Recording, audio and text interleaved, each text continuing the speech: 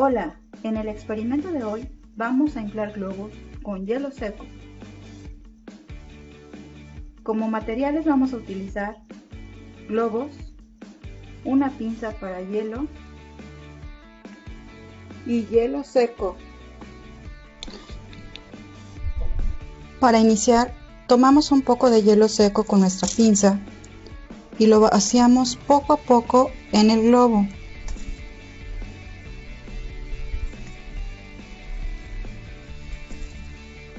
Y lo cerramos.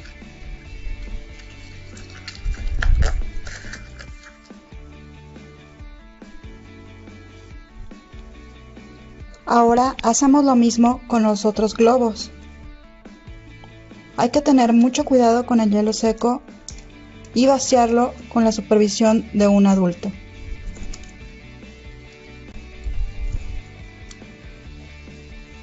Ya que se encuentra a una temperatura de menos 78 grados Celsius.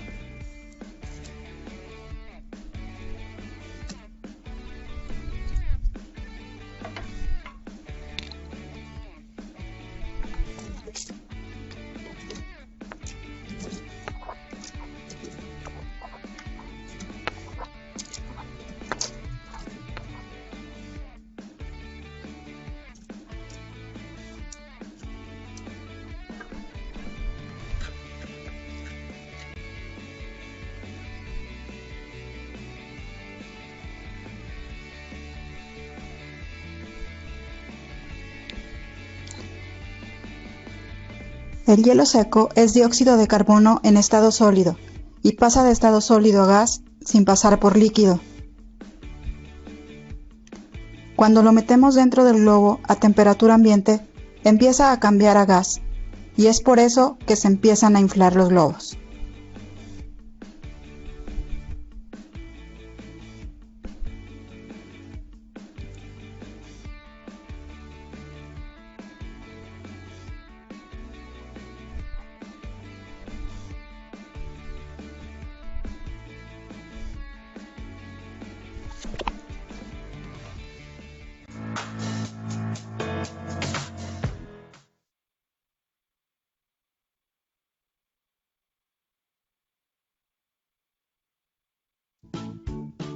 Chip On. Divulgación científica.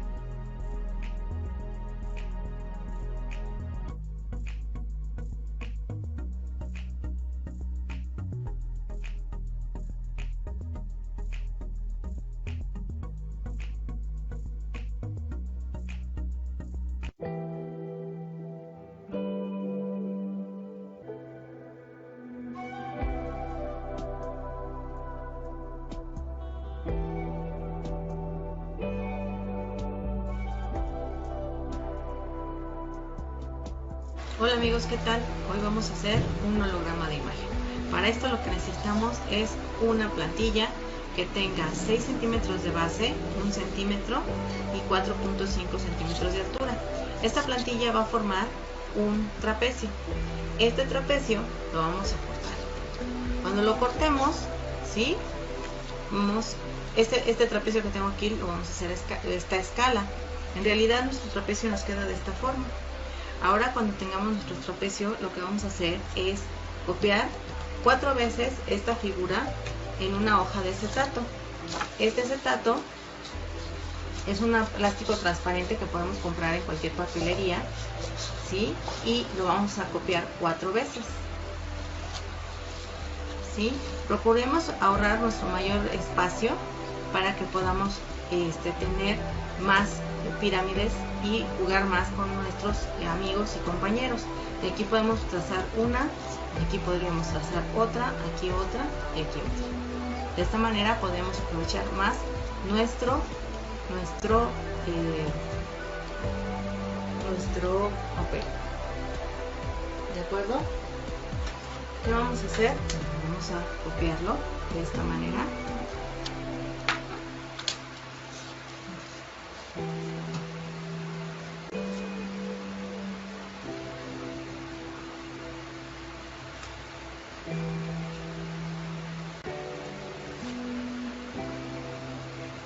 Procuremos que no se nos mueva. Ahora vamos a ver otra. Aquí cerquita.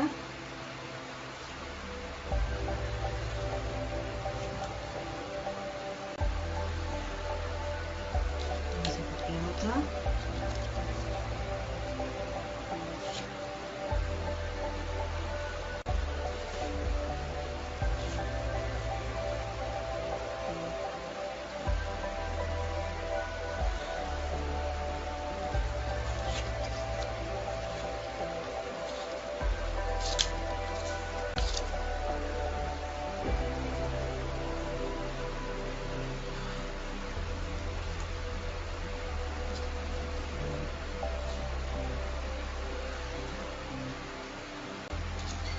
Ya tenemos nuestras 4.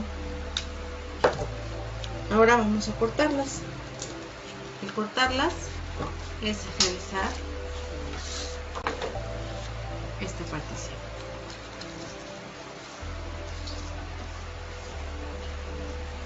Una vez que las tengamos cortadas, lo que vamos a hacer es unir nuestros extremos de esta manera.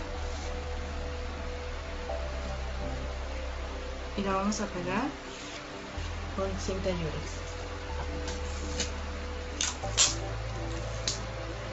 Procuren que sea lo más delgadita que encuentren. Esto es nuestra cinta Yurex. Y con esto vamos a colocar aquí. Vamos a pegar nuestros extremos. Ojo, que no se empalmen. ¿Para qué? Para que puedan hacer la esquina de la pirámide sin mayor problema. Ahora vamos a trazar otra.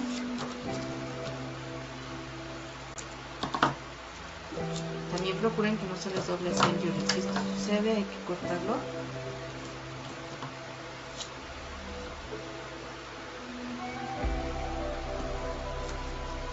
Ya está.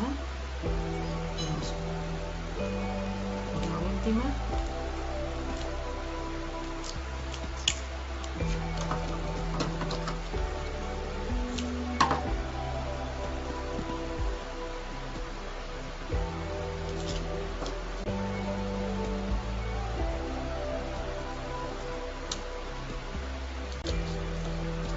Deben de quedar lo más juntas que se pueda para que al momento de juntar la última quede completamente una pirámide.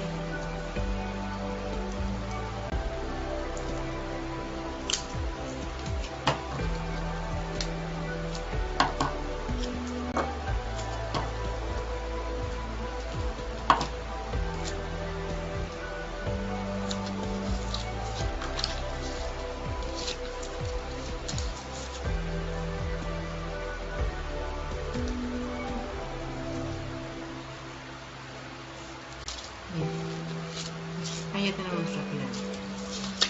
Un modelo diferente, cuando lo hacemos con mucha paciencia, podría ser este. ¿sí? Con las medidas que ya les dimos, 6 por 1 centímetro por 4.5 de alto. Bien, esta sería nuestra pirámide, la vamos a colocar de esta manera arriba de nuestro celular. Pero para esto vamos a escoger un video en nuestra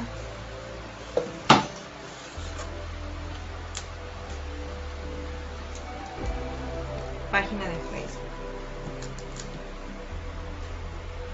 Estos videos lo que tienen es que son 4 imágenes iguales y están en constante movimiento.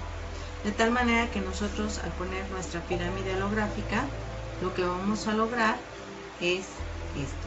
Nosotros aquí ya le borramos las líneas con un poquito de alcohol, porque lo que nos interesa es que sea transparente completamente nuestra pirámide, ¿sí?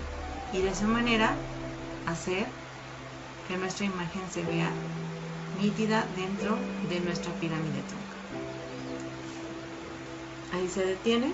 Ahora vamos a ver cómo se ve nuestro holograma.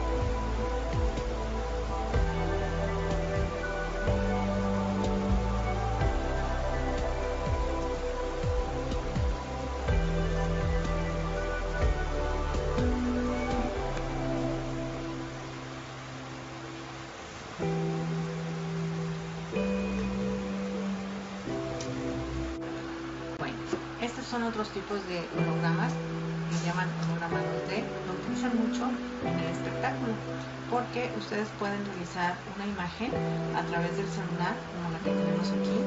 Esa es la que voy a meter primero, el celular, y después voy a desmontar absolutamente todo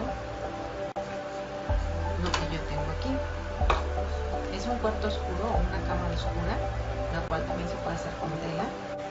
Gracias a la caja oscura es que podemos concentrar toda la luminosidad que da el celular en un simple vidrio. Este vidrio lo único que hace es canalizar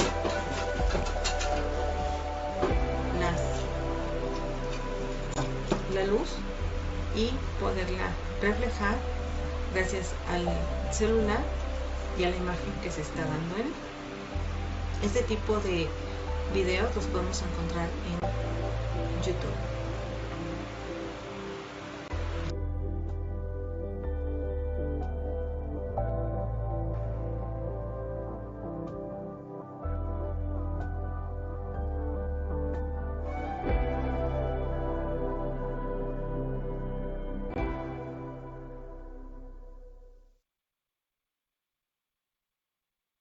Chip Bomb, ayudando a los niños a alcanzar las estrellas.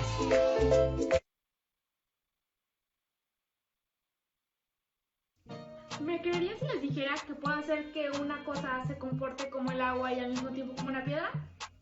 Mi nombre es Gisela Salazar del grupo La Tula Cuántica y el día de hoy les voy a hablar un poco sobre los fluidos. ¿Y qué es un fluido? Un fluido es aquella sustancia que tiene la característica de tomar la forma del cuerpo en el que se encuentre. Por ejemplo, el agua, si yo la pongo en un vaso, el agua va a tomar la forma del vaso. Eso quiere decir que es un fluido. Hay muchísimos tipos de fluidos. Por ejemplo, el jabón es un fluido, el refresco es un fluido, el lodo es un fluido. Hay muchísimos fluidos que podemos encontrar en nuestra vida cotidiana. Desde la cocina hasta nuestro cuarto hay muchísimos tipos de fluidos. Cada uno de estos fluidos tiene una propiedad llamada viscosidad. ¿Y qué es la viscosidad? La viscosidad mide qué tan espeso o qué tan blando es un fluido. Por ejemplo, si yo tengo una jarra de agua, obviamente el agua es un fluido que no tiene mucha viscosidad, porque yo la puedo tocar, yo puedo meter la mano y no va a pasar nada. En cambio, si tengo miel, la miel es más espesa. Eso quiere decir que la miel tiene una viscosidad mayor a la del agua. ¿Y qué me dirían si les digo que hay fluidos que no tienen una viscosidad fija, que depende de la fuerza que yo aplique? Bueno, estos fluidos se llaman fluidos no newtonianos. Y a continuación les voy a mostrar un experimento de cómo hacer uno y quiero mostrarles cómo se comportan. Para esto necesitamos maicena, con las que hacen el atole, exactamente, y pues agua, ¿ok?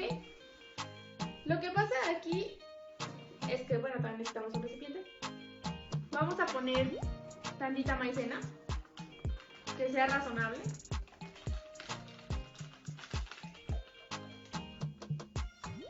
Y poco a poco le vamos a ir agregando agua. Nosotros decidimos qué tanta agua o qué tanta maicena queremos.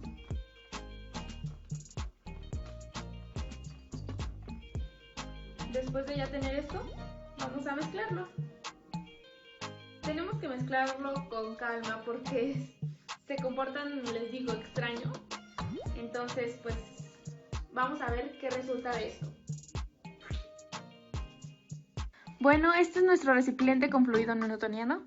Le puse maicena y agua. Si podemos observarlo bien, parece que es como atole o es una sustancia demasiado líquida. Miren, de hecho, voy a meter la mano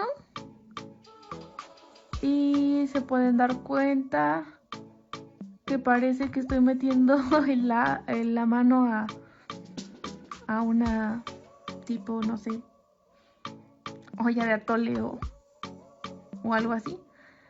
Y bueno, la magia de esto es que ahorita tiene una viscosidad, si lo pueden ver, Tiene una viscosidad extraña. Pero ¿qué pasa si yo, en lugar de no aplicarle tanta fuerza, le empiezo a aplicar tanta fuerza? Esto es lo que pasa. Cuando yo le aplico la fuerza a un fluido, a este fluido, en realidad parece que se está comportando como algo sólido. Pero ¿qué pasa si yo le dejo de aplicar fuerza? Pierde la forma que yo le estoy dando y empieza a comportarse como el agua. ¿Ok? También podemos observar que una vez que yo dejo de tocarlo y en cualquier momento en el que yo le aplique fuerza, empieza a tomar su forma original o la forma del recipiente en el que está. Ahora, ¿creen que si yo lo golpeo salpicará el agua? Pues veamos. ¿Qué pasa si yo golpeo un recipiente que tiene, no sé,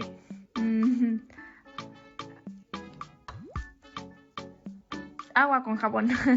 El recipiente y su contenido saldrían salpicados, ¿no? Ahora, ¿creen que si yo golpeo esto va a salir salpicado? Veamos. Ni siquiera me manché, ¿pueden observar? Porque al momento en que yo le aplico fuerza, se empieza a comportar como un sólido. Esta propiedad consiste en que todos los átomos que conforman este fluido se comportan de una forma en la que no están nada juntos. Pero ¿qué pasa? Si yo les aplico fuerza, se unen y hace que se comporten como algo duro.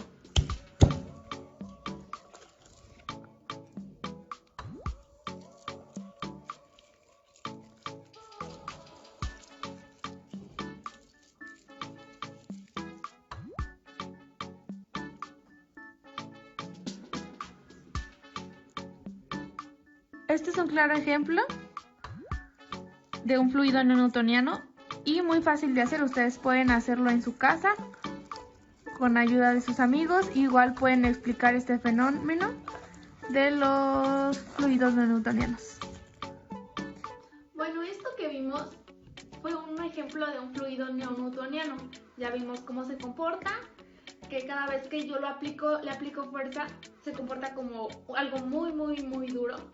Y si yo lo trato con calma, si yo meto la mano con calma, va a comportarse como el agua, ¿ok? Bueno, aquí alrededor de nosotros hay fluidos no newtonianos. Por ejemplo, las arenas movedizas que salen en las películas. Una vez que yo pongo el pie en una arena de movediza, pues ya no puedo salir. ¿Por qué? Porque es un fluido no newtoniano. Cuando yo quiero salir y aplico fuerza, en realidad me está atrapando más. También el caramelo derretido. Entre más yo esté moviendo, más se pega a mi piel, ¿no? Esos son ejemplos de fluidos no newtonianos aquí alrededor de nosotros. Bueno, ¿y qué pasaría si yo les diría que tengo una bañera llena de fluido no newtoniano y me pongo a saltar sobre ella? ¿Creen que todo salpicaría y me inundaría? ¿O si en realidad me quedaría de pie? No sé, creo que razónenlo y nos vemos en algún otro capítulo. Gracias.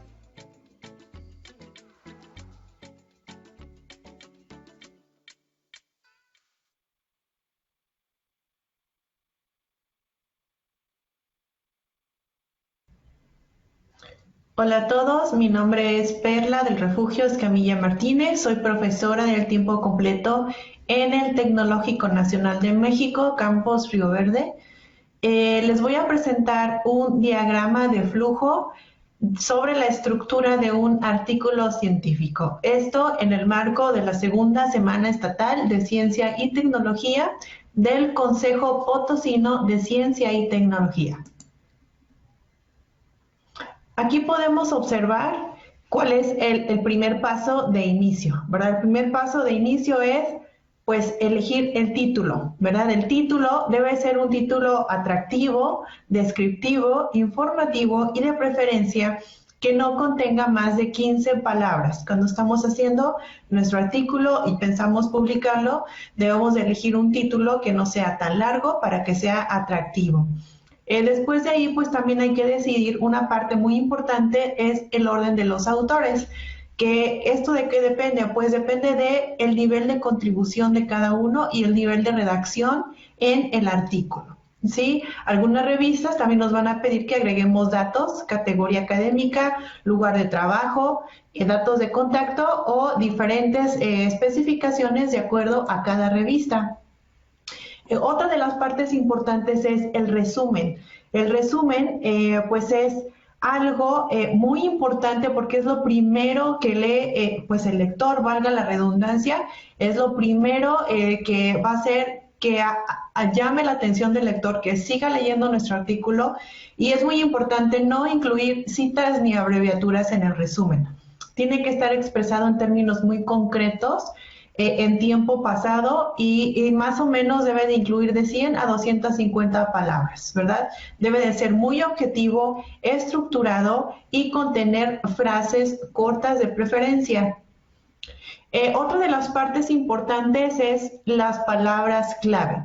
Las palabras clave pues pueden variar de 3 a 10 dependiendo de la revista también. Siempre debemos de tener en cuenta todas las especificaciones de la revista, ¿verdad? Esta es una guía general, un diagrama de flujo general. Debemos de verificar que sean de acuerdo a la disciplina o al área, esas palabras.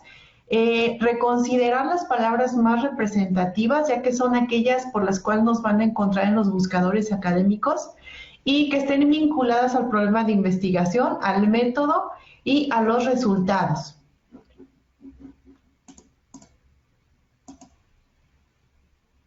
La siguiente parte es la introducción del artículo. Bueno, en la parte de la introducción debemos de revisar cuál es la valoración positiva o negativa de contraste o semejanzas que hay con estudios previos, ¿verdad? En esta parte debemos de tener que poner cuál es la importancia de la investigación, cuál es la razón de estudio, la aportación, los propósitos, incluir el método, las razones del por qué se eligió ese método, añadir un análisis crítico de los precedentes, cuáles son los precedentes de esta investigación, revisar e incluir la necesidad de que si la investigación aporta un mayor conocimiento, ¿verdad? Hay que ser muy específicos en qué es lo que aporta esa investigación de todo el bagaje de conocimiento que ya hay en esa área. Y solo incluir las citas más relevantes. Si lo solicita, a algunas de las revistas también piden que en la parte de introducción vayan los objetivos y algunos otros elementos.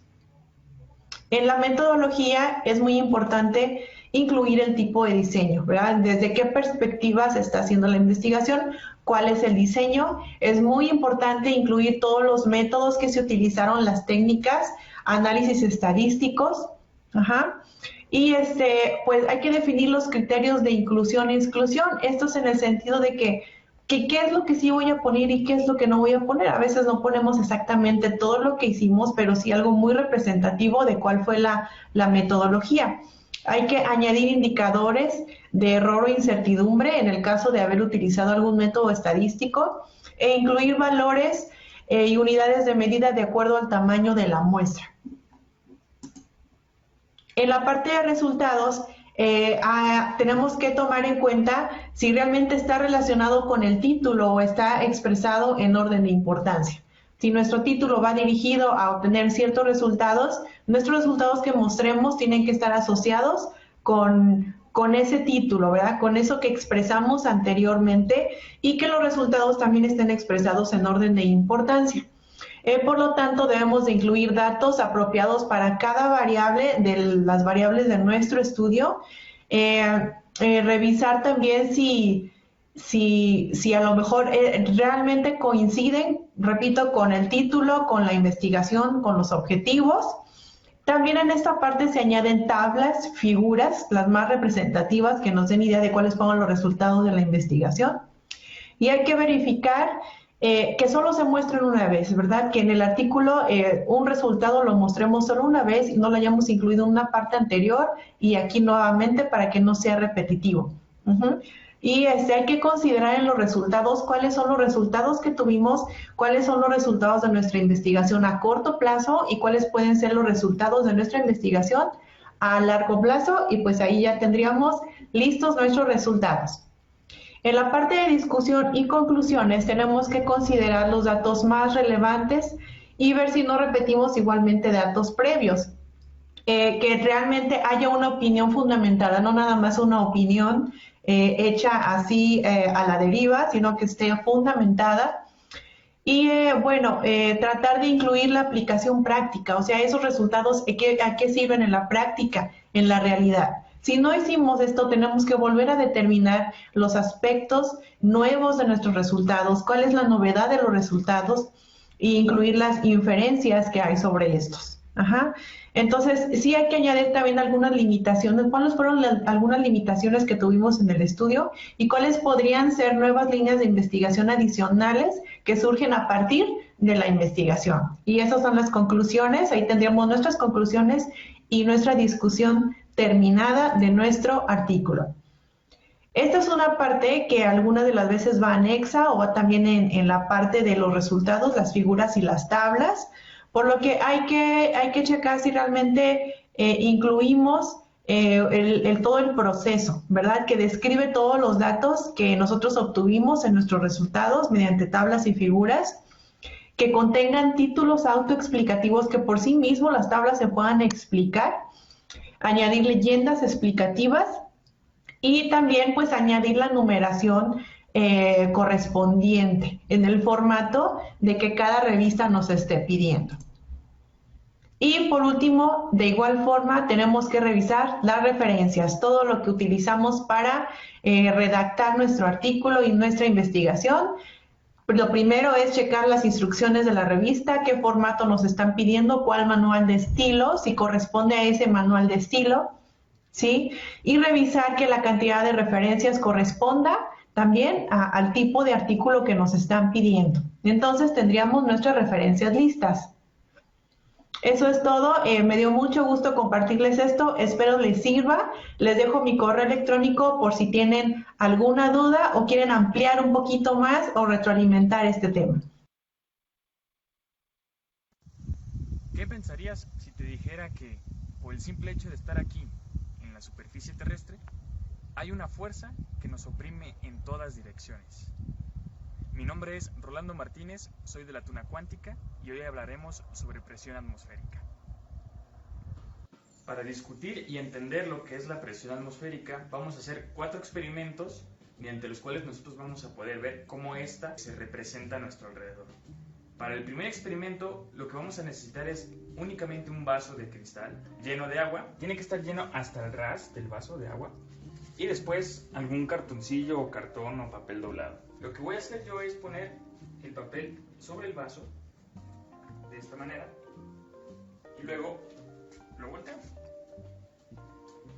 Ahora, ¿qué creen que suceda cuando yo quite la mano del vaso? Si se fijan, el papel quedó adherido al vaso y el agua no se derramó. ¿Por qué sucede esto? Lo que sucede es que cuando nosotros volteamos así, hay una fuerza que mantiene el papel unido al vaso, y esta fuerza es la fuerza debido a la presión atmosférica. La fuerza del aire está empujando esta hoja hacia arriba y evita que el agua salga derramada. Vamos a pasar al segundo experimento. Para nuestro segundo experimento vamos a necesitar una botella de plástico, puede ser de la que sea, de cualquier forma, pero con un pequeño orificio. Le vamos a hacer un pequeño orificio en la botella. ¿Ve?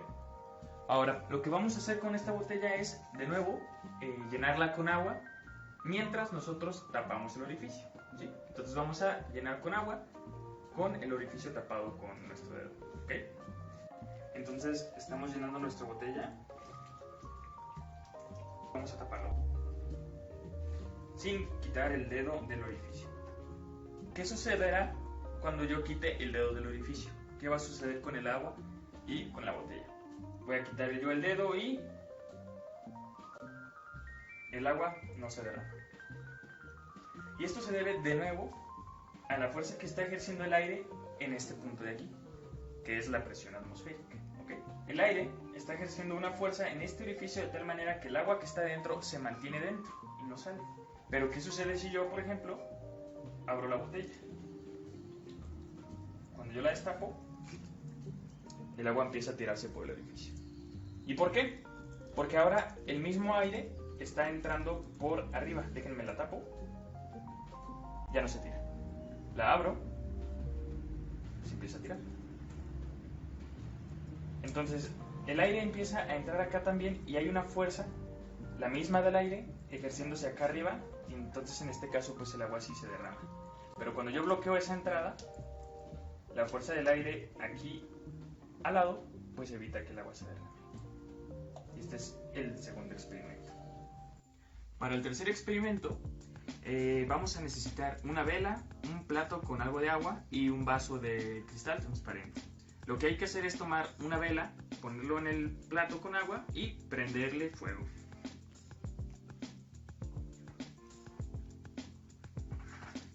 Entonces, ya que tenemos la vela prendida, lo que vamos a hacer es taparla con este vaso de cristal. Y ven qué sucede con el agua y la vela.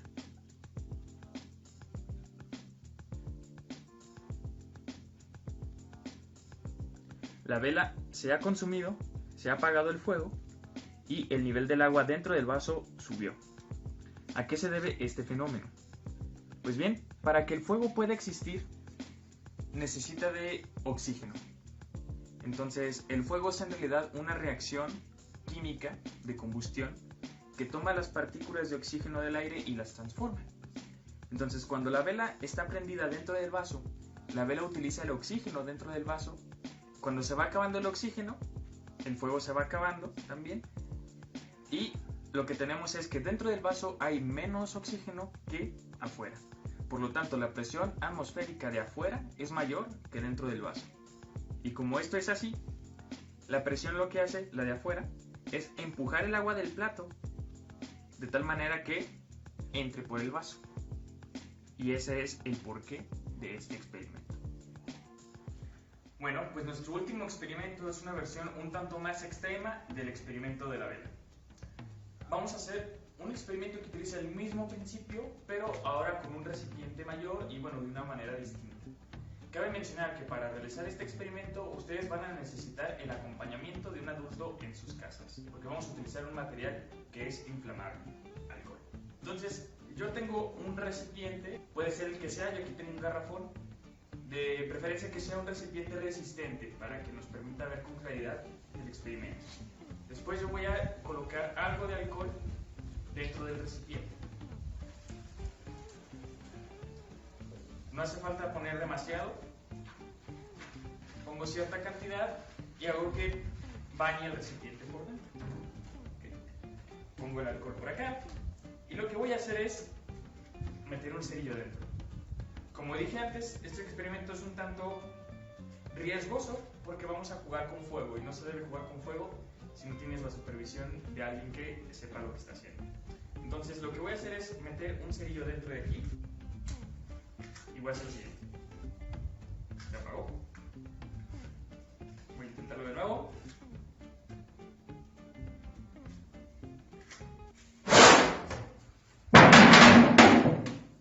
Cuando yo metí el cerillo dentro, obviamente hice una reacción en el fuego con el alcohol, haciendo una violenta combustión dentro. Esta combustión lo que hace, como en el caso de la vela, es consumir las moléculas del aire que se encuentran dentro, el oxígeno.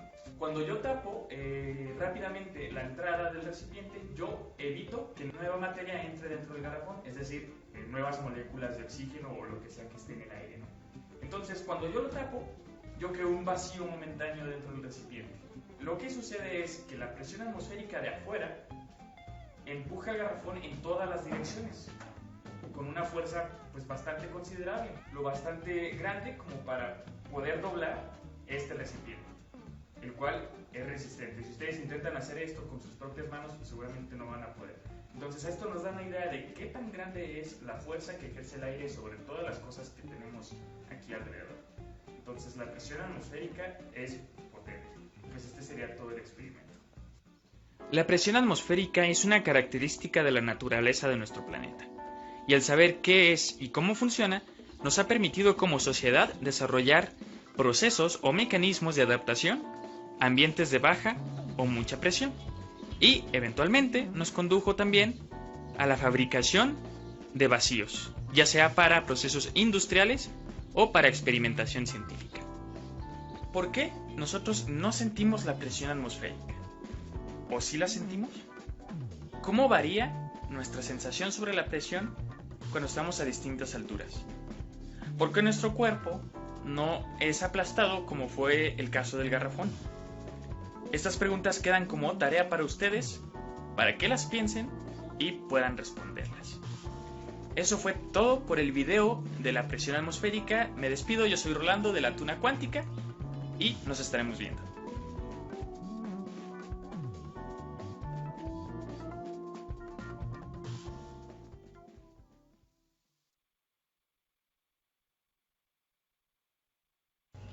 ¿Qué es la combustión? Es la acción y efecto de quemar o arder por completo una determinada sustancia. Esto con el fin de aprovechar la energía que se libera en forma de calor y luz. La combustión está presente en nuestra vida cotidiana, en una vela encendida, en una fogata, en la flama de una estufa o en las luces de bengala. Para poder llevar a cabo la combustión necesitamos de un comburente. Es el componente que facilita la reacción o proceso de combustión. El oxígeno, tomado del aire atmosférico, es el comburente más habitual. Combustible. Es la sustancia que arde y es consumida durante la combustión. Puede estar en estado sólido, como la leña de una fogata, en estado líquido, como la gasolina, o en estado gaseoso, como el gas natural de una estufa. Algo que tienen en común estos combustibles es que son orgánicos, es decir, están compuestos por carbono e hidrógeno. Y por último, necesitamos de un aporte de energía, el cual es un pequeño empujón para que se inicie la combustión. Ahora vamos a llevar a cabo la combustión de una forma diferente. Como mi comburente, voy a utilizar esta sustancia que se llama clorato de potasio, en estado sólido. Como mi aporte de energía, voy a utilizar esta lámpara de alcohol. Y como mi combustible, voy a utilizar este pequeño panda de goma. Como primer paso, voy a poner a calentar el clorato de potasio. Cuando de estado sólido pase a estado líquido, será momento de sumergir el pandita. Como podemos observar, el clorato de potasio ya está completamente líquido. Prosigamos al siguiente paso.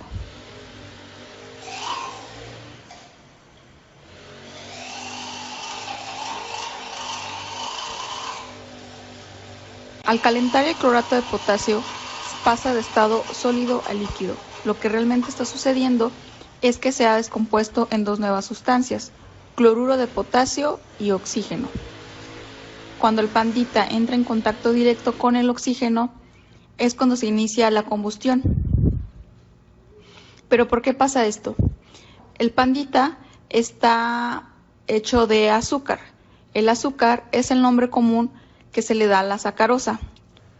La sacarosa a su vez está compuesta de átomos de carbono e hidrógeno, lo que quiere decir que es materia orgánica. Es por esto que sirvió como combustible. Se liberó energía en forma de luz. Esto lo podemos notar con las pequeñas flamitas que se generaron dentro del tubo. Desafortunadamente no pudieron sentirlo, pero sí se liberó calor. En cámara lenta podemos ver cómo sale el pandita disparado.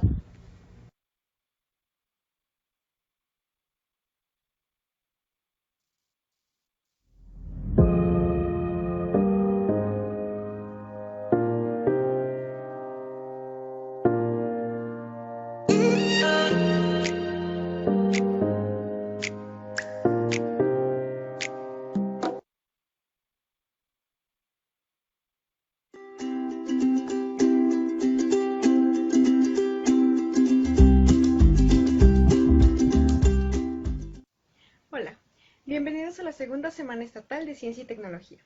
En esta ocasión, venimos representando a la Facultad de Ingeniería de la Universidad Autónoma de San Luis Potosí. Este video tiene por objetivo darles a conocer algunos de los fundamentos termodinámicos a través de un interesante y muy divertido experimento, que ayudará a entretener y desarrollar a los más pequeños de casa el gusto por la ciencia. Mi nombre es Marina y les daré una breve explicación sobre nuestro experimento, que es un barco a vapor. Su historia se remonta al siglo XIX, cuando John Fix, inventor y fabricante de relojes, realizó el primer prototipo de barco a vapor en Estados Unidos. El barco a vapor representa una parte muy importante en el desarrollo de la navegación, ya que antes de que se inventaran los barcos, funcionaban con marineros que remaban para moverlos. Luego, ya sabiendo parte de su historia, empezaremos con nuestro experimento. Aquí les dejo la lista de materiales para nuestro barco.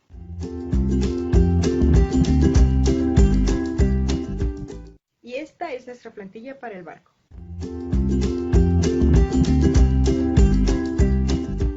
Finalmente, así es como quedará. Ahora les mostraré nuestro barco en movimiento. Primeramente, le vamos a introducir agua por el popote, hasta que empiece a salir agua del otro lado. Luego empezamos a prender la vela que tenemos por dentro.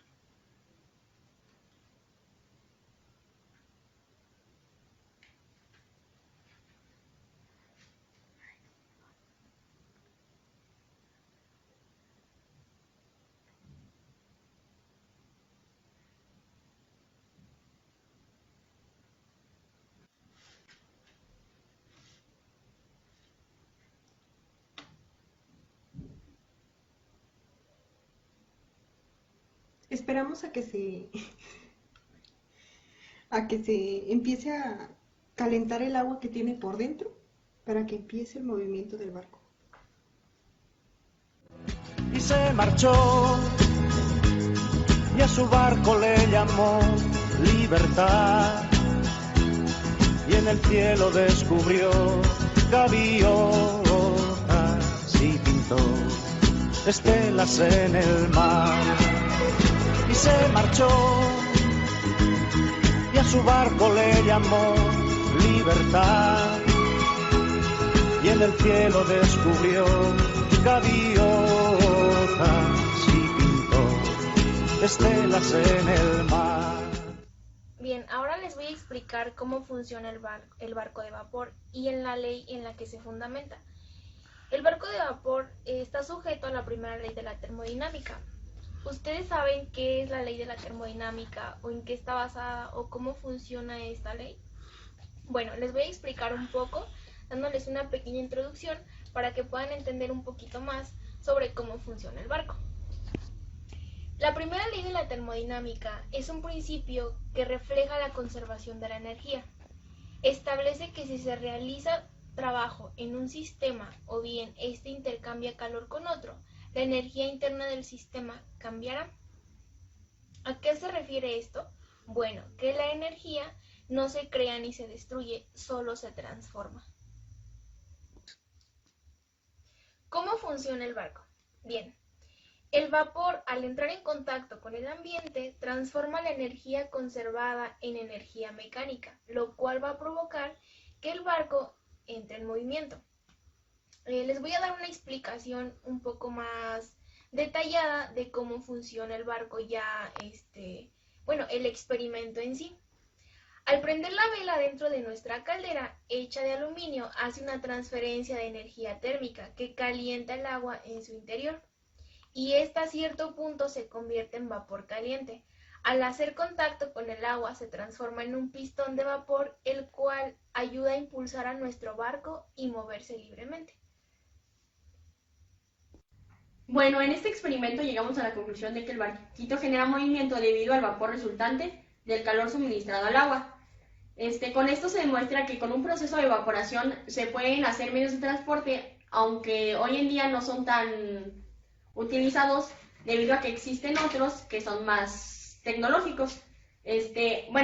Para la elaboración del barquito tomamos en cuenta que el sistema debe de estar muy cerradito para que genere vapor. al generar el vapor, hace presión con la lata y hace que el vapor salga fuertemente y eso hace que produzca el movimiento. Gracias al experimento creado se explica la primera ley de la termodinámica. Esta se define como la conservación de la energía. Establece que si se realiza trabajo sobre un sistema o bien intercambia calor con otro, la energía interna del sistema cambiará. Finalmente podemos decir que se cumplieron los objetivos planteados y que resultó muy interesante y divertido hacer el experimento.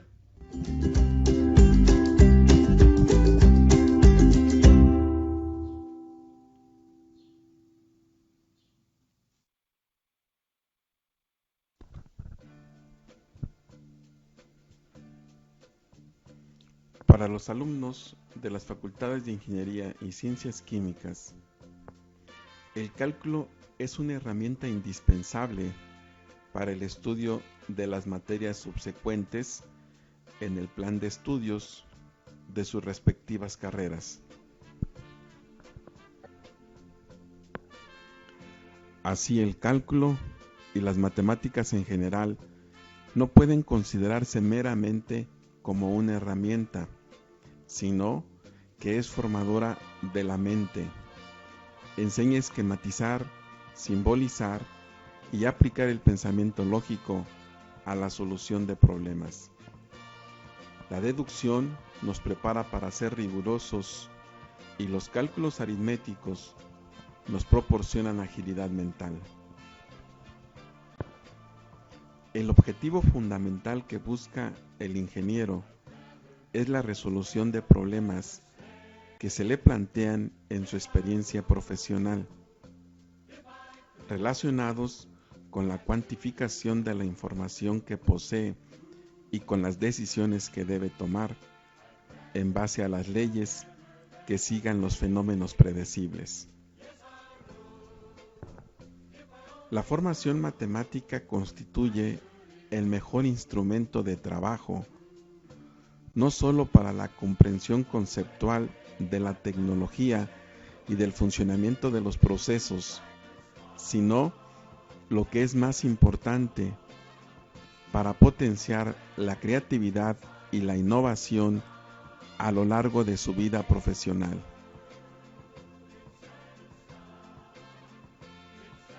El cálculo es la matemática de los cambios, velocidades y aceleraciones.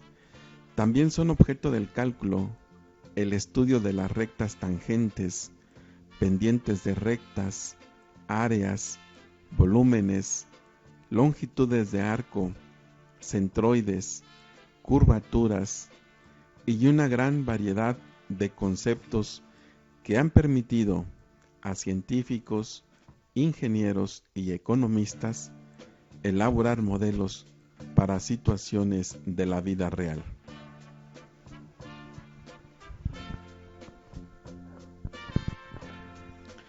Aunque las matemáticas previas al cálculo también tratan con velocidades, aceleraciones, rectas tangentes, pendientes y demás,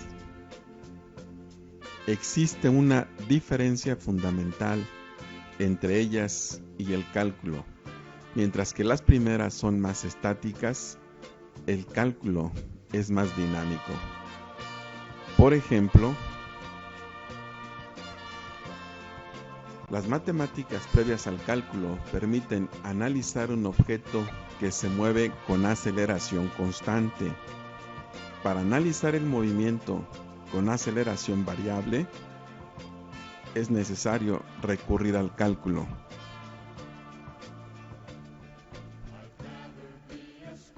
Las matemáticas previas al cálculo permiten analizar la pendiente de una recta,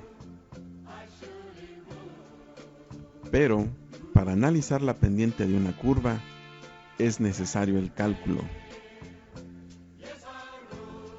Las matemáticas previas al cálculo permiten analizar el área de un rectángulo. Para analizar el área bajo una curva es necesario el cálculo.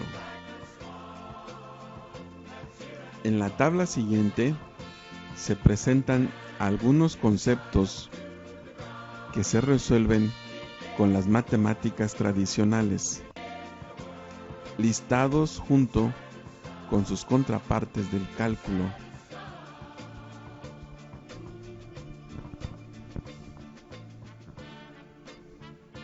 Para calcular el valor de f de x cuando x es igual a c, lo hacemos sin cálculo. Para encontrar el valor de f de x cuando x tiende a c, es necesario el cálculo. Sin cálculo, podemos encontrar la pendiente de una recta. Para calcular la pendiente de una curva, es necesario el cálculo. Sin cálculo, podemos encontrar la recta secante a una curva. Para encontrar la recta tangente a dicha curva, es necesario el cálculo. Sin cálculo podemos trabajar el movimiento con aceleración constante. Para trabajar el movimiento con aceleración variable, es necesario el cálculo. Sin cálculo podemos encontrar la curvatura del círculo. Para encontrar la curvatura de una curva, es necesario el cálculo. Sin cálculo podemos encontrar el área de un rectángulo. Para encontrar el área bajo la curva, es necesario el cálculo. Sin cálculo podemos encontrar el centro de un rectángulo. Para encontrar el centroide de una región, es necesario el cálculo. Sin cálculo, podemos encontrar la longitud de un segmento de recta. Para encontrar la longitud de una curva, es necesario el cálculo. X cuando x es igual a c, lo hacemos sin cálculo. Para encontrar el valor de f de x cuando x tiende a c, es necesario el cálculo. Sin cálculo, podemos encontrar la pendiente de una recta. Para calcular la pendiente de una curva, es necesario el cálculo. Sin cálculo, podemos encontrar la recta secante a una curva. Para encontrar la recta tangente a dicha curva, es necesario el cálculo. Sin cálculo podemos trabajar el movimiento con aceleración constante. Para trabajar el movimiento con aceleración variable, es necesario el cálculo. Sin cálculo podemos encontrar la curvatura del círculo. Para encontrar la curvatura de una curva, es necesario el cálculo. Sin cálculo podemos encontrar el área de un rectángulo. Para encontrar el área bajo la curva, es necesario el cálculo. Sin cálculo, podemos encontrar el centro de un rectángulo. Para encontrar el centroide de una región, es necesario el cálculo. Sin cálculo, podemos encontrar la longitud de un segmento de recta. Para encontrar la longitud de una curva, es necesario el cálculo. Sin cálculo, podemos encontrar el área superficial de un cilindro. Para encontrar el área superficial de un sólido, hoy les voy a presentar Valorando la calidad del agua. Mi nombre es Jorge Alonso Alcalá Jauregui, soy profesor investigador de la Facultad de Agronomía y Veterinaria. Hoy les voy a presentar Valorando la calidad del agua. Mi nombre es Jorge Alonso Alcalá Jauregui, soy profesor investigador de la Facultad de Agronomía y Veterinaria de la Universidad Autónoma de San Luis Potosí. ¿Por qué vamos a tomar el tema de la calidad del agua? Ustedes como estudiantes, como ciudadanos y sobre todo como seres vivos en este planeta, sabemos que el agua es muy importante y sobre todo también sabemos que debemos de valorar lo que es este recurso natural tan importante. El objetivo de esta presentación y de compartir con ustedes este momento es conocer la importancia de evaluar la calidad del agua para los sistemas de vida y el desarrollo de cultivos agrícolas y la vida acuática. En este sentido, el agua se define como el conjunto de características físicas, químicas, microbiológicas y biológicas que presenta el agua de manera tal que reúna los criterios de la aceptabilidad para diversos usos, tanto para la agricultura, consumo humano o para bien alimentar los cuerpos de agua dulce que mantienen el soporte de la vida acuática y sobre todo para la alimentación. Los parámetros de calidad del agua son importantes ¿para qué? Para saber si el agua es apta para consumo humano, si es apta para mantener la vida acuática en los recursos naturales acuáticos y en este sentido también para mantener un sistema agrícola, mantenerlo como producción. Hay parámetros muy importantes que se toman en cuenta. Uno de ellos son los sólidos disueltos totales, que se miden con partes por millón o miligramos por kilogramo. También tenemos la conductividad eléctrica, el potencial de hidrógeno, algunos iones o cationes, el caso del sodio, los nitratos, que es muy importante, el potasio, el calcio, y todos ellos, todos están en miligramos por litro. En este caso el oxígeno disuelto es muy importante también porque este nos permite saber si la cantidad de oxígeno disponible en el agua permite el desarrollo de la vida acuática. El medidor de la marca Hanna, medidor con número de serie 99300, que este nos permite medir la conductividad eléctrica, los sólidos disueltos totales o la temperatura. Incluso hay otros parámetros que se pueden evaluar con estos equipos de medición. Otro es el medidor medidor que se le llama HQD40 o el HQ40D, que principalmente mide la temperatura del agua y mide la cantidad de oxígeno disuelto que está presente en el agua. Este equipo que ven ustedes por aquí, en el caso trae unas sondas, esa sonda amarilla que ustedes la perciben, básicamente es para uso rudo.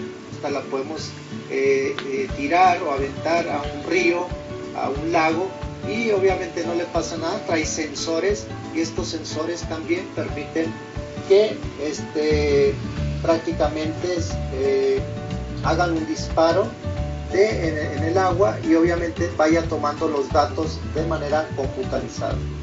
De manera más cercana, aquí vemos la imagen, la marca Hanna, el modelo 99300. En este caso aquí mide la conductividad eléctrica y los sólidos disueltos totales. El medidor de pH, que también lo tenemos disponible, que es otro de los equipos que también nos va a ayudar a generar algún otro dato. Y el medidor que les hablaba, que viene en la pantalla, si se fijan, habla sobre, en este caso, la medición del oxígeno disuelto, la temperatura.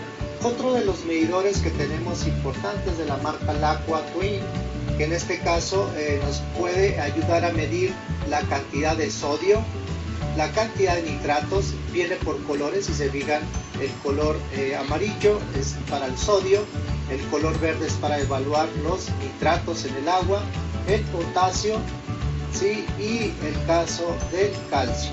Bueno, una vez que ya conocimos qué equipo vamos a trabajar ahora con la preparación de las muestras. ¿Qué necesitamos para preparar las muestras o con qué tipo de muestras vamos a trabajar?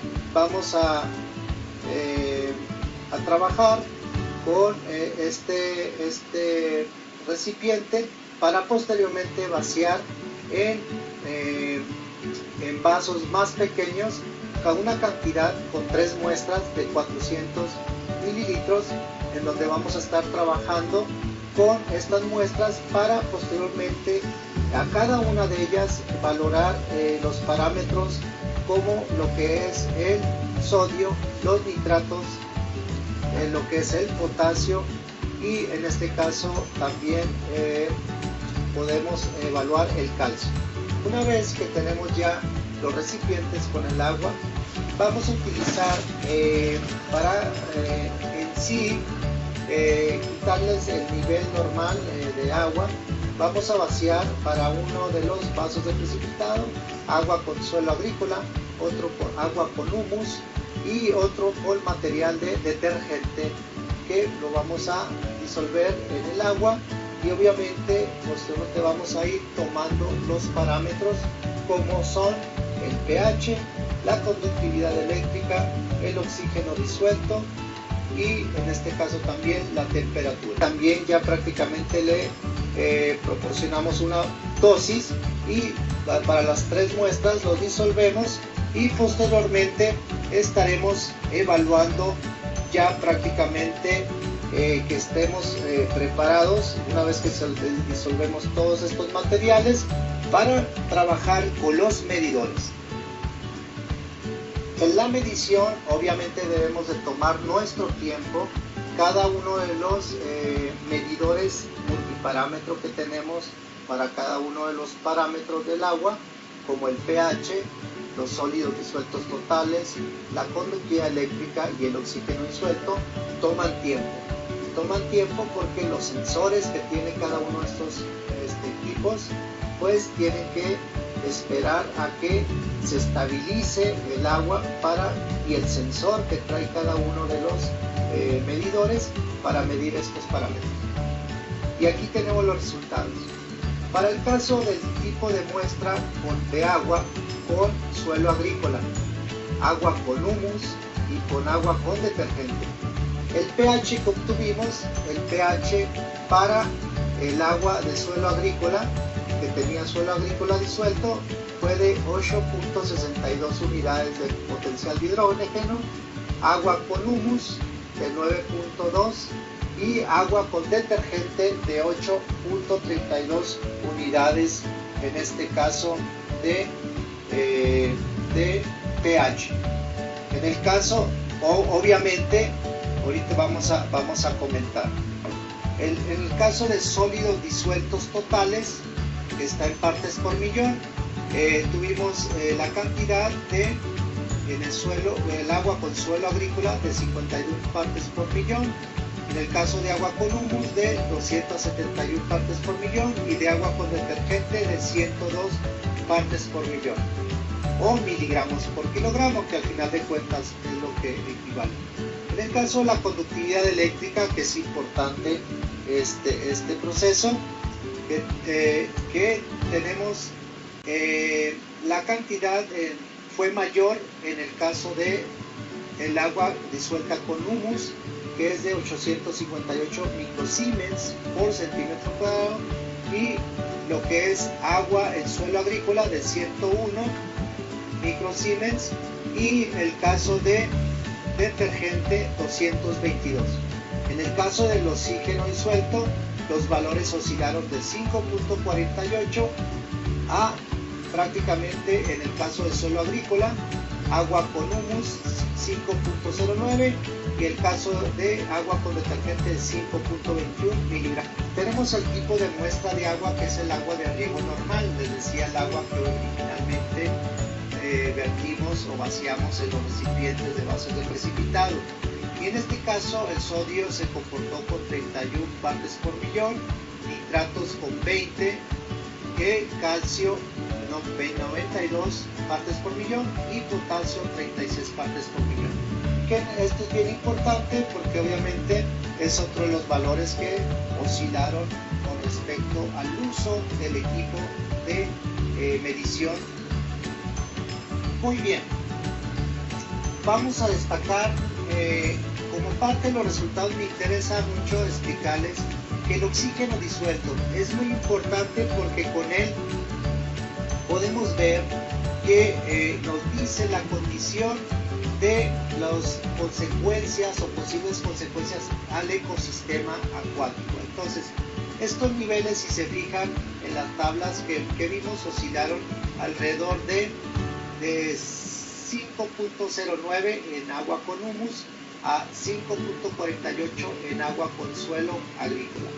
Entonces, digamos, esa agua, la pregunta es, ¿puede sobrevivir un organismo ahí?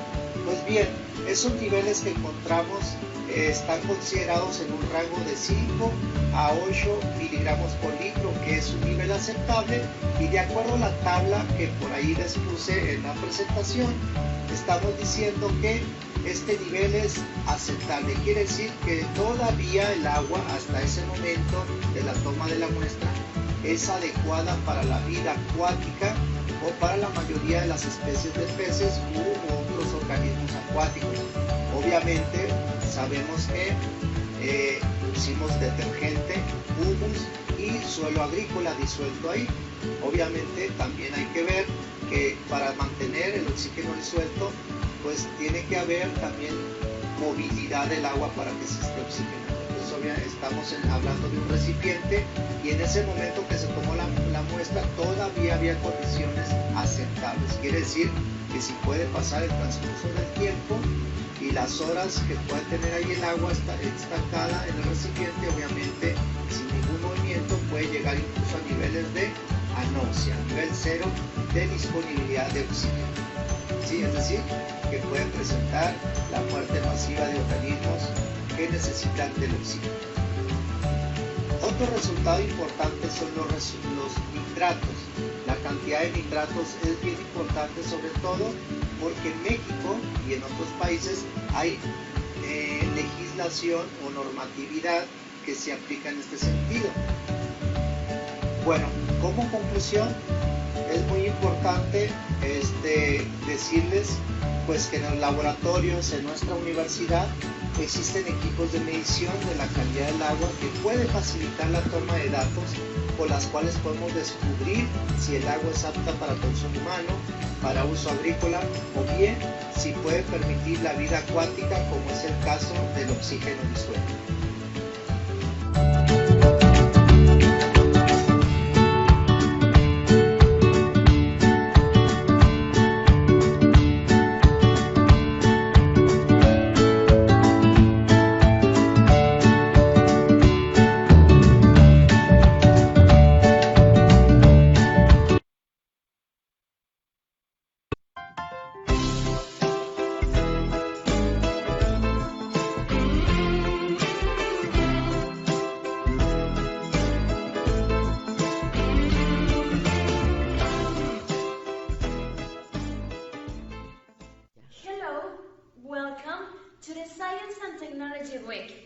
Bienvenidos sean a la Semana de Ciencia y Tecnología. Debido a la situación por la que estamos pasando, es muy indispensable irnos acercando al idioma inglés, y qué mejor que hacerlo con las partes de nuestra casa. So let's start and let's learn vocabulary about our house. Parts of the house. Hallway.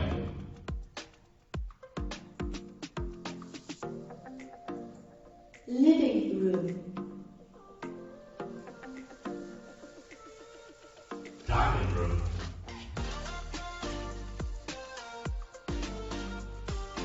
Kitchen. Bedroom. Bathroom.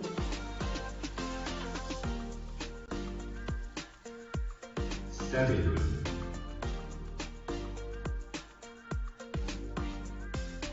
Laundry room. Pantry. Stairs. Attic. Basement. Garage.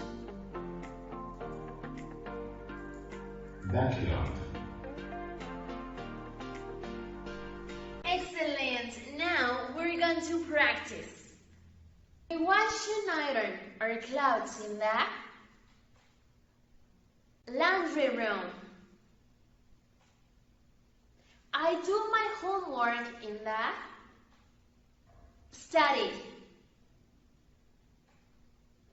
I play with my dog in the backyard. I wash my hands and clean my teeth in the bathroom. I sleep and get dressed in my bedroom. My parents cook the meals in the kitchen. We keep food and other things in the pantry. We have dinner in the dining room. I watch TV with my family in the living room. I take out my coat and clean my shoes when I arrive home in the hallway. My parents keep the car in the garage. This room is under the ground floor, basement. This room is under the roof of my house, attic. Excellent! I hope you enjoyed this video as much as I enjoyed making it. See you!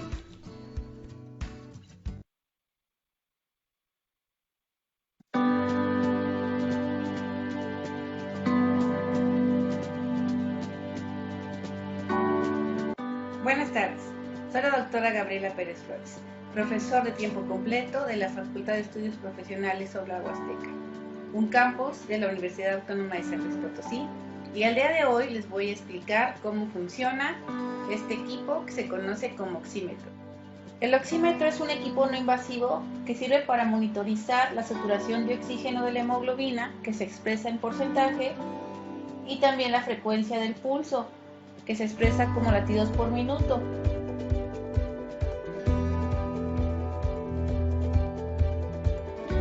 Lo primero que hay que saber es que el oxígeno participa al final de una serie de reacciones muy importantes en el organismo, cuyo fin último es generar energía. Y esta energía nos permite entonces mantenernos vivos. La energía también nos va a permitir hacer nuestro día a día, todas nuestras actividades. Por ejemplo, en este caso, vemos a una bebé aprendiendo a caminar y la energía que está ocupando para vivir y para llevar a cabo este proceso depende del oxígeno que está respirando. La respiración es un proceso que se lleva a cabo en los pulmones. En los pulmones, cuando la sangre pasa por ahí, recibe oxígeno y entonces lo transporta a todo el organismo. El oxígeno se transporta a través de una proteína que se conoce como hemoglobina. En su forma oxigenada se conoce como oxihemoglobina y en su forma no oxigenada se conoce como desoxihemoglobina. Si hacemos pasar luz a través de la sangre, resulta que la oxihemoglobina y la desoxihemoglobina se comportan diferente. Esas diferencias de comportamiento a la luz son los que permiten entonces, a través de un oxímetro, hacer las mediciones de cantidades de oxígeno disueltas en la sangre. El oxímetro de pulso permite evaluar de manera continua e instantánea la oxigenación. El oxímetro consiste en un dedal y es un equipo que es muy fácil de utilizar. Lo único que tienes que hacer es asegurarte que tenga pilas cargadas, encenderlo, abrirlo por un extremo, colocar uno de los dedos y esperar a que realice la determinación. Es importante saber que las uñas largas o las uñas postizas disminuyen la eficacia con la que se hace la medición, entonces de preferencia utilizarlo en dedos con uñas cortas. Otra cosa muy importante es que estos oxímetros como el que tengo yo sería para adultos. Para niños es necesario comprar un oxímetro que sea infantil. En estos momentos el oxímetro ya está dándome los datos de porcentaje de oxigenación y de mi frecuencia cardíaca. Es muy importante que sepas que si tu oxigenación está por debajo del 90%, es muy importante que te comuniques con tu médico, ya que entonces podrías estar en riesgo de hipoxia, que quiere decir que hay poco oxígeno en tu organismo. Este equipo me permite entonces dar continuidad a mi medición y por lo tanto estar asegurándome de que toda mi oxigenación está en adecuadas condiciones. Estos días este equipo se está utilizando mucho porque uno de los signos del coronavirus es una disminución en la saturación de oxígeno. Sin embargo, cabe mencionar que este equipo también se puede utilizar para otro tipo de enfermedades o patologías donde se vean implicados los pulmones. El oxímetro es un ejemplo de la combinación de ciencia y tecnología al servicio de la humanidad. Espero que este video haya ayudado a entender mejor cómo funciona este equipo. Gracias por tu atención.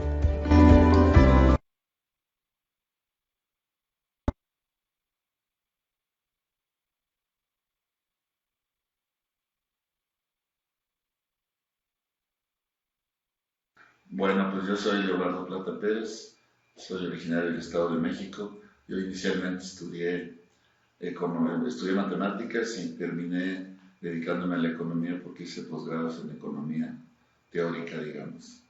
Entonces yo desde un inicio, ¿cuál es mi motivación? Primero estudié matemáticas porque era lo que más me facilitaba. Realmente yo tuve la experiencia de tomar la secundaria y la preparatoria, ver todas las otras áreas, los talleres y laboratorios, y resulta que a mí matemáticas no sabía ni para qué servían, pero en los exámenes me iba bien porque tenía facilidad para manipular, despejar y hacer, aunque no sabía realmente qué era lo que había detrás. Después descubrí pues, que era lo más importante, el manejo de ideas abstractas y el razonamiento lógico y preciso, la resolución de problemas, y todo un reto muy interesante. Cuando entré al mundo de las matemáticas y vi que eran más ideas, pues fui muy feliz, más de lo que yo esperaba. Y lo demás lo deseché porque lo práctico siempre se me dificultaba un poco en los laboratorios, me asustaba con los olores y ver sangre para estudiar medicina, pues adiós. O sea, experiencias de esas. Pero siempre tuve desde niño la cuestión de entender por qué el cielo estaba azul. Y yo veía en un cerro de enfrente donde nací que quería caminar y llegar al cielo y luego vi que no, que al final no, que estaba más alto. Entonces dije, ¿qué pasa? ¿Qué? Y siempre te van generando preguntas que quieres responder. Y entonces me preocupaba siempre por lo social también, porque pues, finalmente yo venía de familia humilde y sabía lo que era pues tener recursos escasos y tener que vivir con lo que podías. Pues conocía familiares que se iban a las ciudades a trabajar, que ahí era campo, o gente que se había ido a Estados Unidos, se veían las dificultades. Entonces yo tenía clarísimo que tenía que estudiar. Entonces cuando estudié matemáticas decidí también en la misma carrera que tenía que hacer un posgrado. Pero ahí motivado más por mis profesores, porque casi todos veía que tenían posgrados. Estudiaba en la Facultad de Ciencias en la UNAM y había mucha gente que había estado en el extranjero y casi por imitación y porque me infundían respeto, digamos. Entonces la economía relativa es una ciencia pues, relativamente nueva. Nace con Adam Smith en 1876, es la obra que se llama La riqueza de las naciones. Pero ¿cuáles son las preguntas importantes de la economía? Lo interesante. Pues, cualquiera de nosotros vemos que vamos al mercado y pues, vemos que las mercancías cuestan y todo el mundo necesitamos comprar cosas para satisfacer nuestras necesidades. Entonces el tema de satisfacer necesidades está ligado, ¿no? Y por otro lado sabemos que lo que hay en la vida son recursos escasos, o sea, no hay infinita comida ni infinita agua, sino que está todo limitado y esa es la esencia de la economía. Para aterrizar qué es lo que yo hago más en concreto, pues como me gustan todos los temas, soy medio todólogo por la formación que tengo más o menos en lo técnico, en lo filosófico y en la economía. Entonces a mí me preocupa pues esto de las necesidades y para qué queremos estudiar la economía, qué es lo que se busca al final. Pues se habla de un concepto que es más que la ganancia económica, lo que se busca al final es lo que se llama el bienestar del ser humano o de las sociedades. Entonces el tema es ¿qué es eso del bienestar? Entonces se sabe que para la discusión de qué es bienestar, ven que ahora está de moda, que se quiere hacer un nuevo indicador. Entonces hay un montón de formas de medir el bienestar, unas muy antiguas, ya arcaicas. Entonces a mí me interesa el tema de medir y comparar de entrada.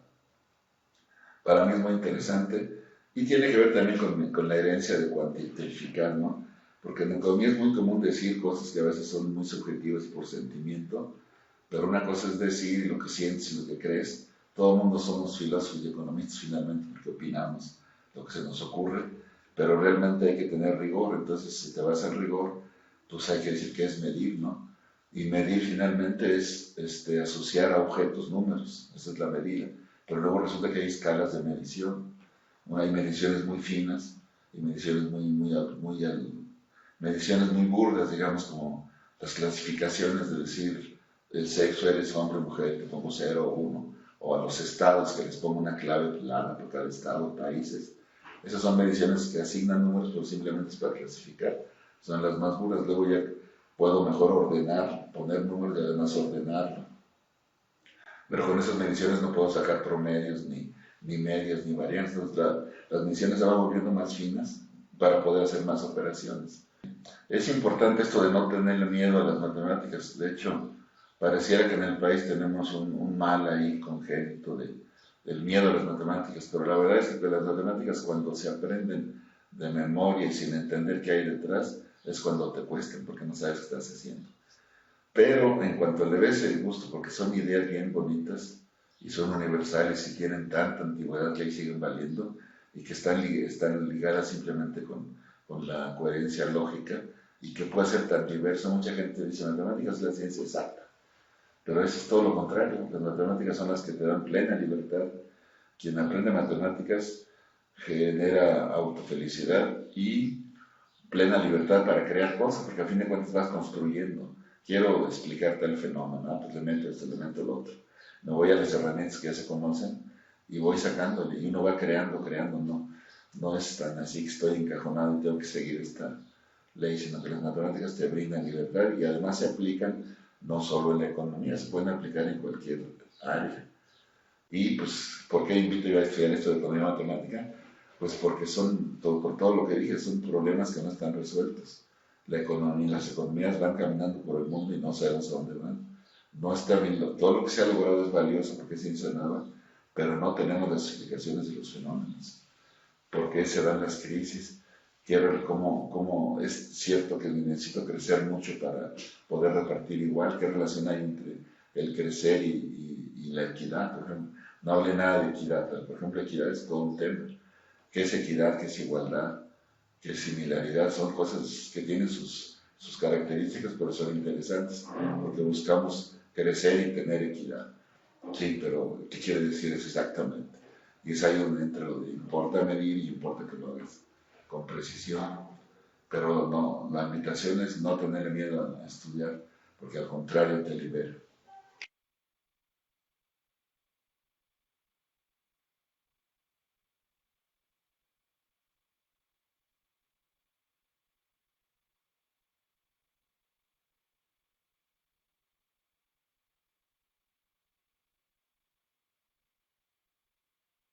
Buenos días, mi nombre es Araceli Díaz Oviedo, soy profesora investigadora de tiempo completo de la Facultad de Enfermería y Nutrición de la Universidad Autónoma de San Luis Potosí. Actualmente yo pertenezco a un grupo de investigación que se llama Cuerpo Académico, Cuidado Enfermero, Gestión y Práctica Profesional. En este grupo de investigación lo que hacemos los profesores es trabajar proyectos de investigación de algunas de las áreas importantes de la disciplina de enfermería, como es la calidad del cuidado en las personas con condiciones de enfermedades crónicas, como la diabetes, como la hipertensión y sus formas de cuidado. Por otro lado, también otra línea relacionada con la práctica de la enfermería, que es la herramienta científica del cuidado a la salud desde la visión de la enfermería, el proceso cuidado enfermero. También trabajo una línea que desarrolla la teoría y modelo en enfermería de la teoría de la adaptación de Calixta Roy. Mi experiencia como investigadora surgió en el año 2000, cuando me formaba en el máster de enfermería, que era una maestría en ciencias de enfermería. En este proceso de formación desarrollé un estudio de investigación relacionado con el autoconcepto en los enfermos diabéticos que se encontraban hospitalizados en una institución de salud, en el Hospital Central Dr. Ignacio Morones Prieto. En ese campo de investigación, en el Hospital Central, me acerqué con la población vulnerable, con una enfermedad crónica, con una condición crítica de salud y también que los aquejaba con un problema pues, de índole psicológico. Este trabajo me dio la oportunidad y la pauta para darle continuidad al proyecto de investigación que más adelante me permitió fortalecerme con la disciplina y las científicas o el campo teórico de la enfermería, haciendo que este estudio que tuviera un reconocimiento de la principal teórica de la enfermería, que es la Sister Calixta Roy, quien generó esta propuesta de cuidado y esta propuesta teórica, para el cuidado y para la investigación. Esto me permitió que yo diera continuidad a los trabajos de investigación aquí en San Luis Potosí, desde luego en México, en donde eran pocas las investigadoras enfermeras que trabajaban bajo un modelo teórico de enfermería. ¿Qué significaba trabajar como un modelo teórico de enfermería? Pues que nosotros tuviéramos una visión y una estructura de cuidado a los pacientes, a la población en general, fuera de los hospitales, dentro de los hospitales, pero también que nos inclináramos mucho, los profesionales de enfermería, por hacer trabajo de investigación. Que el trabajo de investigación estaba todavía en aquellos años, les hablo de los años 2000, que era un trabajo lento, vamos a decir, que se trabajaba en el campo de la enfermería. Hasta la fecha continúo aportando con estudios de investigación de enfermería basados en teoría y modelo de enfermería, mismos que me han permitido tener un acercamiento en una asociación internacional que es la Roy's Adaptation Model, como investigadora principal de este modelo con un reconocimiento aquí en México, y desde luego galardonada por la propia asociación, otorgándome el reconocimiento como representante del capítulo del modelo de adaptación de Roy en México.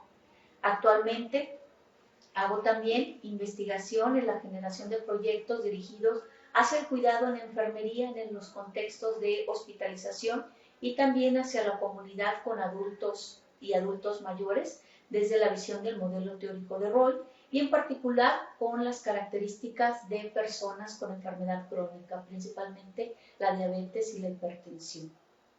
Además de proyectos que dirijan la práctica del cuidado en sus campos de actuación, haciendo uso de la herramienta científica denominada proceso cuidado enfermero, que son las formas de cuidar a la población vulnerable, o sea, la población en condiciones críticas de salud, dentro de los hospitales, pero también fuera de ellos. La forma en que se puede beneficiar la sociedad con resultados, o que se ha beneficiado la sociedad con resultados de estos estudios y propuestas de investigación, han sido, por un lado, que proporciona a la disciplina de enfermería metodologías científicas para el cuidado, validación de las metodologías científicas, pero también proporcionar formas y pautas de cuidado a la salud, a la población en condición de enfermedad, en hospitales y en el área de la comunidad, que favorecen la calidad de vida de la población, así como de garantizar un cuidado de calidad hacia los distintos programas de atención a la población objeto de nuestro cuidado.